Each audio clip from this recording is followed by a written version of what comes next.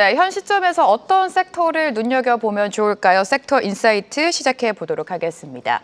오늘 함께할 주제는요. 3,300선을 이끌 지금 조방원, 차기 주도주를 어떻게 선별하면 좋을지 알아볼 텐데 지금 3,300선을 견인할 주도 업종에 관심이 쏠리고 있습니다. 이전에 시장을 이끌었던 조방원이 계속해서 주도주 역할을 할지 아니면 다른 섹터를 봐야 될지 궁금해지실 텐데요. 오늘 함께 이야기 나눠보도록 하겠습니다. 김장열 유니스토리 자산운용 본부장과 함께합니다. 어서 오세요. 반갑습니다. 네, 안녕하세요. 반갑습니다. 네, 연일 사상 최고치를 갈아치우는 코스피 지수가 살짝 숨고르기에 들어간 상황입니다. 지수가 좀 고점이다 이런 우려가 있는데 네네. 본부장님 어떻게 보십니까? 고점이나 우려는 단기간에 많이 올랐으니까. 너무 가파르게 올랐죠. 짧은 그렇죠. 시간 안에. 네, 가장 컸던 거고 일단은 그 전체적으로 봤을 때 지금 3,170, 50이 되는 것이 PER로서 한 10배 초중반입니다. PER.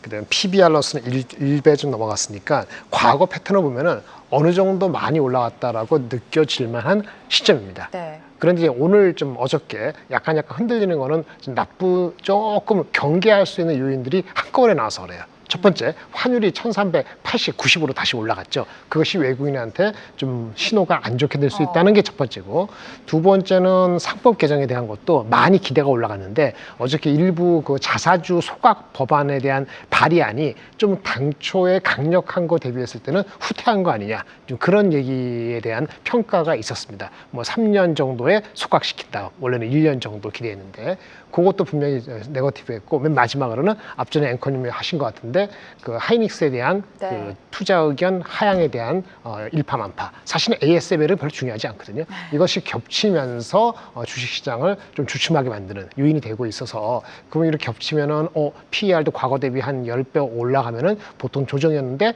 반복되는 거 아니야, 이런 생각을 가질 수 있는 그럴 수 있을 법한 그런 레인지 안에 들어왔다, 이렇게 말씀드리겠습니다. 네, 가파른 상승에 따른 숨고르기가 지금 들어간 상황인 것 같습니다. 앞서 살펴주신 것처럼 좀 여러 가지 악재가 겹친 것 같은데요.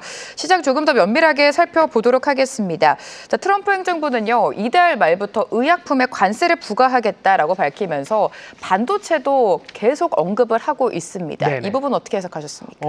의약품인데 오늘 의약품 좋죠. 네. 그리고 처음에 나왔을 때만 약간 주춤한, 처음에 관세 얘기가 한두 달 전에 나왔을 때 주춤했고 4월달, 네. 실제 관세가 뭐라 나왔죠? 하는데 한 1년 정도는 낮게 주다가 그동안에 그 미국에 들어와서 공장 짓고 뭐 이렇게 안 하면은 나중에 엄청난 관세를 매기겠다고 하고 2주 남았을 때 기다려보세요, 이거잖아요. 그러니까 뭐냐, 관세도 이렇게 미루면은 아무 의미가 없습니다.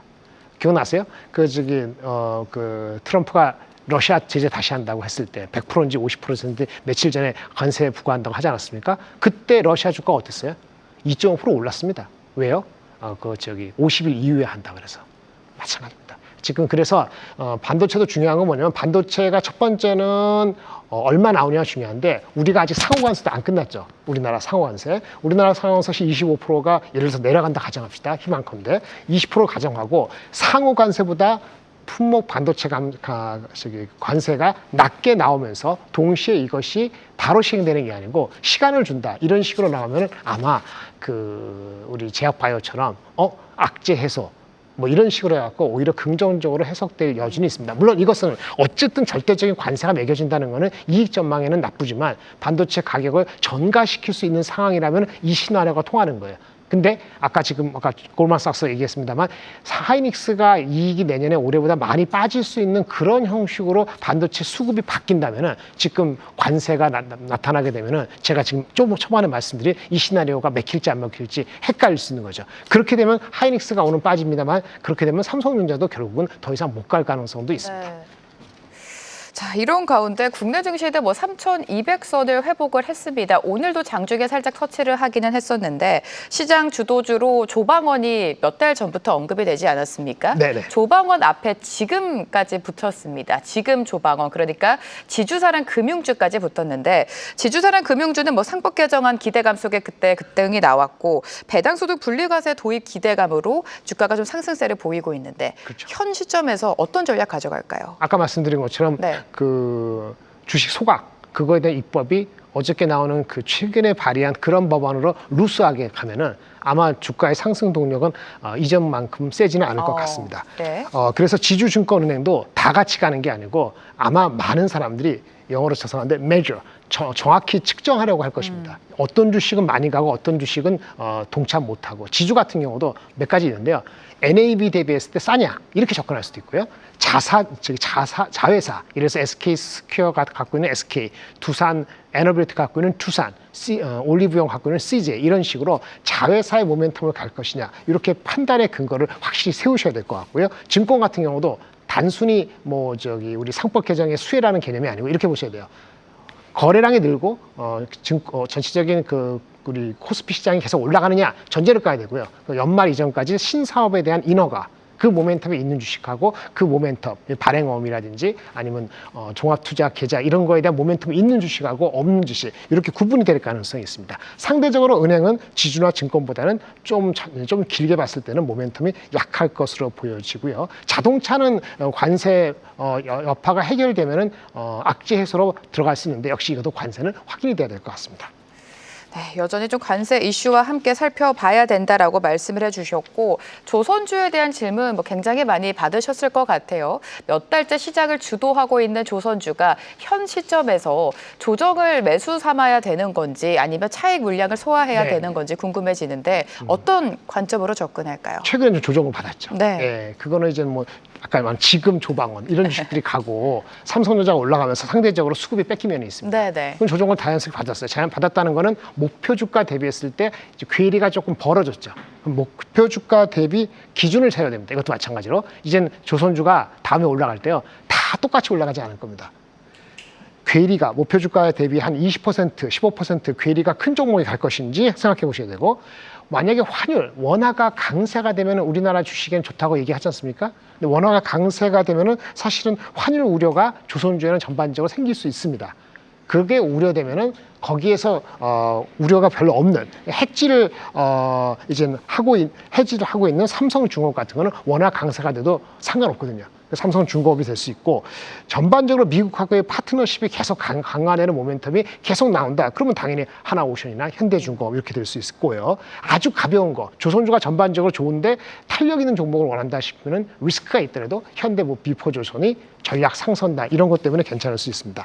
맨 마지막으로 이도저도 아니고 조선주 그만큼 갔어. 다음에 올라오더라도 지금 종방원이 조선주는 그냥 그 포트의 일부분이야 이런 거라면은 안정을 추구하는 거면은 HD 한국조선해양처럼 중간지수 성격이 더 나을 수도 있습니다. 전반적으로는요 관세 이슈가 남아 있을 때는 조선주가 시장보다 그렇게 언더퍼폼할 것 같지 않은데 관세가 거꾸로 해결이 돼가지고 관세 해결됐어요라고 해가지고 가는 섹터들이 많이 생기면은 조선주는 그때부터는 상대적으로 언더퍼폼할 수 있다는 걸 또 염두에 두셔야 합니다. 관세 이슈가 완화가 된다면 조선주가 상대적으로 좀 불리할 수 있다. 조선주 안에서도 좀 선별적으로 종목을 접근해야 된다라고 전략을 세워주셨습니다. 조선주 하면 또 여쭤봐야 되는 게 방산이 될 것 같습니다. 방산주 같은 경우에는 계속해서 실적에 대한 수주에 대한 모멘텀이 부각이 되면서 주가가 상승세를 보여주고 있는데 방산주 전략도 좀 세워볼게요, 본부장님. 네, 일단은 가장 크게 지정학 이슈죠. 우크라이나 그거 이슈도 있고 러시아 우크라이나 이슈죠. 그다음 중동 지역은 이스라엘하고 이란하고 좀 잠잠했으니까 그런 모멘텀이 약까지도 하더라도 어쨌든 중동 지역 또는 유럽 지역에서의 영어로 리아머먼트 다시 무장하는 데 있어서 필요한 재원을 마련하고 거기에 따라서 여러 가지 뉴스가 나오면은 그 뉴스 이벤트로서의 지정학 관련되는 투자 모멘텀이 살아 있을 수 있습니다. 한 포트에서 의미 있게 될 수 있는데 이것도 관세가 무풍지대죠. 관세가 이슈가 될 때는 상대적으로 조선과 마찬가지로 우리 그 방산에 대해서는 어텐션이 될 것 같아요. 근데 요 모멘텀이 지나고 나면은 실적이 따질 겁니다. 실적이 따지면 우리가 많이 사용해 뭐죠? 폴란드향 자주포 저 얘기하잖아요. 그 다음에는 폴란드 말고 또 뭐 있어? 이거에 대한 핵심 폴란드 이외 지역에 대한 수주 확인 소식을 기다리면서 시간과의 싸움 요게 들어갈 수 있습니다. 전체적으로는요. 그 반도체라든지 큰 섹터가 수급이 워낙 좋으면 그쪽으로 수급이 뺏길 수 있습니다. 이건 조선도 마찬가지예요. 조방원에서 조선방산이 그런 수급적인 면에서 있기 때문에 다음에 올라갈 때는 너무 많이 담으시는 건 그 부메랑이 있을 수 있다는 걸 생각하셔야 됩니다. 거꾸로 얘기했을 때는 그 반도체가 약간 약해진다 그러면은 조방원에 붙들고 있을 수밖에 없는 이 양면성이기 때문에 그렇죠. 그 멀스에 네. 같이 있어야 되는데 전체적으로는 우리나라의 그 경쟁력이라는 측면에서는 조선이나 방산이나 일부 시장 대비했을 때 일부 정도는 갖고 있는 것이 시장에서는 편하실 것 같긴 합니다. 네, 그래도 포트 안에는 조방원 하나쯤은 있어야 된다. 이렇게 생각하시는 투자자분들 많으실 것 같습니다. 오늘 전략을 좀 참고해 보시기 바라고요. 조방원 가운데서 마지막으로 원전도 좀 체크를 해보도록 하겠습니다. 최근 원전주를 중심으로 외국인의 좀 적극적인 매수가 들어오고 있고요. 미국발 원전 정책 역시 원전 투심을 좀 개선시키고 있는 양상입니다. 하반기 원전주 흐름 어떻게 보세요? 네, 일단은 주가적으로는요. 네. 많은 긍정적인 게 반영이 미리 된 측면이 있다고 저는 봅니다. 선반영이 좀 되었다. 네, 그래서 이제 지금 갖고 계신 분이 어느 정도 너무 많이 갖고 있지 않으면은 갖고 계시도 상관없겠습니다만은 다음 모멘텀에 크게 오는 거는 3분기 또는 4분기, 3분기 말이나 4분기 들어가서 모멘텀이 생길 것 같아요. 아까 뭐 원전 SMR이 됐던 큰 대형 원전이 됐던 수주에 대한 모멘텀이 아마 10월 달 이후에 확인될 가능성이 있기 때문에 그거를 좀 기다려야 된다는 걸 염두에 두셔야 됩니다. 두 번째, 만약에 그 대표적인 게 두산 에너빌리티잖아요. 두산 에너빌리티 목표 주가가 많이 나왔는데 이제 사람들이 다 알아요. 어느 정도 8만 원, 9만 원 알고 있는데 제가 봤을 때는 아까 지금 말씀한 모멘텀이 10월 달 이전에 크게 붙지 않으면은 이것이 목표 주가를 바로 가긴 쉽지 않아 보입니다. 그런데 원전을 갖고 싶어요. 그러면 방법이 하나 있죠. 두산 같은 거를 갖고 계시는 것도 괜찮습니다. 두산 지주회사의 그 NAV, Net Asset Value의 65%는 두산 에너빌리티가 차지하고 있고 나머지 35%는 두산 비지라고 그 반도체 네이버라든지 구글 거기에 네이버는 구글이라든지 엔비디아에 들어가는 그 네. PCB 있잖아요. 거기에 동박 적층 소재를 만드는 게 두산의 원 본업이 있거든요. 이거 괜찮습니다. 그래서 두산이 단순히 지주회사 디스카운트 이거 말고도 본업과 에너빌리티를 갖고 있기 때문에 눌림목이 있을 때 차분히 천천히 접근해 보시는 것은 두산 에너빌리티를 소유할 수 있는 간접적인 방법이기 때문에 이것은 가능하시다고 봅니다. 네, 위에 언급된 주도주 이외에도 사실 최근에 뭐 한중 관계 개선에 대한 기대감 속에 화장품이라든지 엔터주도 좀 시세를 내주고 있는 모습이고요. 정책과 관련해서 뭐 스테이블 코인 관련주, 로봇도 좀 부각이 되고 있는 상황인데 8월장이 또 다가오고 있습니다, 본부장님. 어떤 섹터 유망하게 볼까요? 일단은요. 네. 관세가 확정된 다음에 얼마나 적극적으로 할지.